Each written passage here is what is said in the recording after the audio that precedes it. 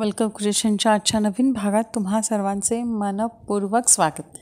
आजची रेसिपी आहे ही Japanese recipe आहे, म्हणजे जपानमध्ये ही रेसिपी बनवतात आणि ह्याचं नाव आहे डोरा केक। टिफिनसाठी किंवा इव्हनिंग स्नॅक्ससाठी खूप छान ऑप्शन आहे।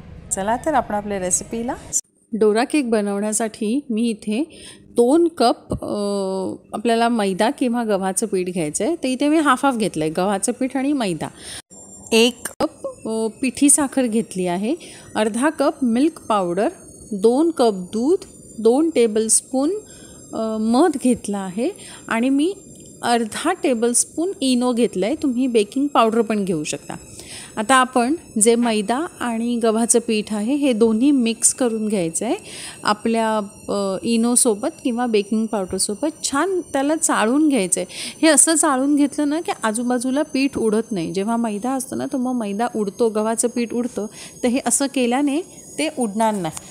आता यानंतर आपण यामध्ये मिल्क पावडर घालणार आहोत। हे छान मिक्स करायचं, मग मिल्क पावडर आणि त्यानंतर पिठी साखर हे सर्व घालून आपण ह्याला एक छान मिक्स द्यायचं आहे। हे बघा, हळूहळूच फोल्ड करा त्याला, वरून खाली असं फोल्ड करायचं, जसं आपण केकला फोल्ड करतो तसं।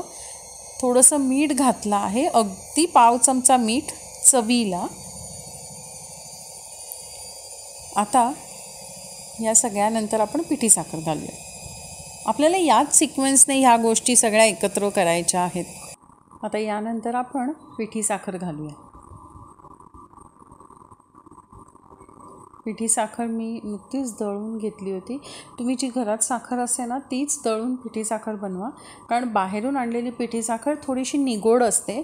म्हणून आपल्याकडे जी घरात साखर असते ना तीच दळून घ्या आणि मिक्स करा, म्हणजे त्याचं गोडाचं प्रमाण पण अजिबात चुकणार नाही। असं सगळे जे ड्राय जिन्नस होते ना ते सगळे एकत्र व्यवस्थित झाले आहेत। आता आपल्याला यामध्ये 2 कप दूध घालायचं आहे। हळूहळू आपल्याला मिक्स करायचं आहे, म्हणजे ना त्याला गुठळी नाही होणार आणि तुम्हाला एक सॉफ्ट स्मूथ असं टेक्स्चर मिळेल। म्हणून आपण हे हळूहळू करून सगळं मिक्स करायचं आहे। जेवढं शक्य असेल ना तेवढं विस्करने मिक्स करा। तुम्ही बघितलंच असेल, हे करता करताच मी यामध्ये मधही मिक्स करून घेतलेलं आहे। आता 1-2 मिनटात हे मिक्सचर तयार होईल।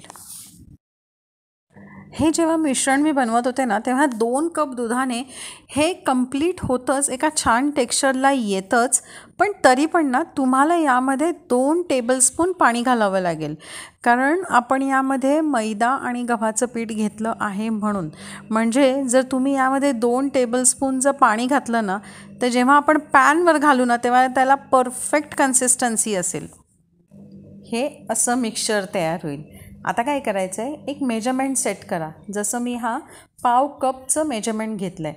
पॅन खूप गरम नाही करायचं आहे, अगदी हलका गरम करायचा आहे।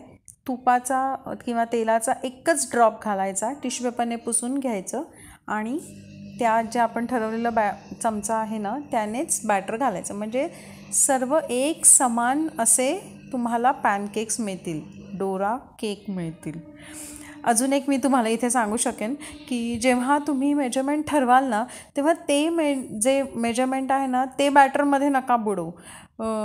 दुसऱ्या एखाद्या चमच्याने, म्हणजे मी डाव घेतला होता, मी डाव घेऊन त्या जे मेजरमेंट होतं ना त्यात बॅटर ओतलं का, जेव्हा आपण चमचा बॅटरमध्ये बुडवतो तेव्हा मग ते असं कुठेही पडेल, म्हणजे पॅनमध्ये टाकण्याच्या ऐवजी सुद्धा ते पडेल आणि एक परफेक्ट मेजरमेंट होणार नाही। तुम्ही बघू शकता हे उलटल्यावर किती सुरेख दिसते, अगदी चॉकलेट केकसारखं दिसते। त्याला छान असं खूप छान असा कलर पण आला आहे चॉकलेटचा।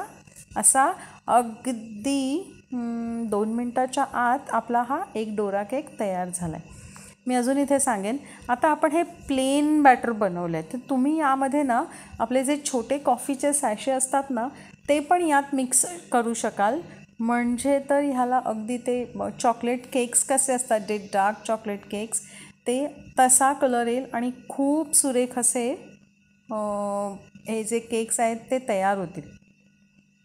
बघा, ह्याला उलथायला पण एवढं सोपं जातं ना, अजिबात त्रास होत नाही. तुम्हाला असं वाटेल की हे अगदी सॉफ्ट आहेत तर कसं उलथायचं, तर काही होत नाही. आणि अक्षरशः बिना तेलामध्ये, तेलाचा सिंगल ड्रॉपही आपण याच्यासाठी वापरलेला नाही आहे. जे तेल आपण लावतो ना अगदी थेंबर, ते पॅनला, कारण पॅन ड्राय होऊ नये म्हणून. तुम्ही बघू शकता असे आपले सर्व पॅनकेक्स ना करून तयार होतील. आता बघा, आपले सर्व पॅनकेक्स तयार आहेत. तुम्ही बघू शकता किती सॉफ्ट झालेले आहेत हे, एकदम सुरेख. आपण मेजरमेंट घेतल्यामुळे सेम मेजरमेंटचे झालेले आहेत.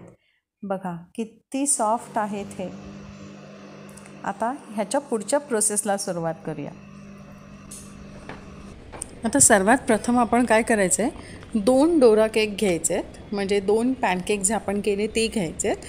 त्याला आपल्याला नटेला लावायचं, जे तुम्हाला सगळ्यांना माहितीच असेल नटेला.